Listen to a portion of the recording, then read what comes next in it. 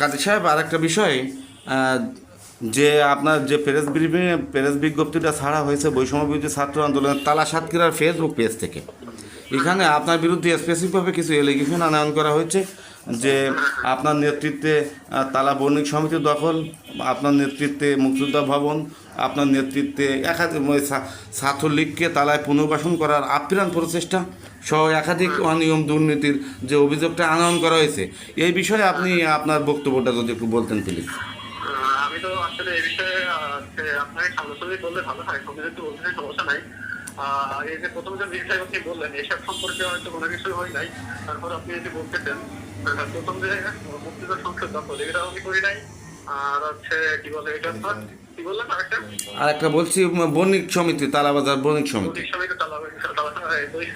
বিষয়টা আপনি ইতিমধ্যে সব জায়গায় আছে দেখতে পারেন। আমি কোন জায়গায় ওইভাবে নাই আর কি তালা মারতে নিজের এখানে আমি তালা মারি নাই। আর যে মুক্তিযোদ্ধা সংসদে ছিল মানে দখলের বিষয়টা এখানেও আমি এখানে জানি মানে কিছু জানি না।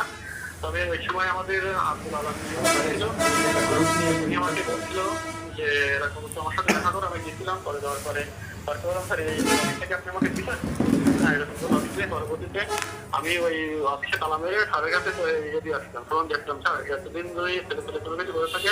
আমি সবার পক্ষ থেকে ক্ষমা চাচ্ছি, তালাবাসীর পক্ষ থেকে ক্ষমা চাচ্ছি। ধমকি হয়ে থাকে তো এখানে আব্দুল আলম ছাত্র, ওনার নাম্বার আছে আমার কাছে, আপনি ওনার সাথে কথা বলতে পারেন। আপনার আমার বিরুদ্ধে যে এলিগেশন গুলো চলছে এখন বিরুদ্ধে স্বাস্থ্য সিদ্ধি হাসিল করার জন্য আপনি আর যদি কোনো প্রশ্ন করতে শুরু করতে পারেন।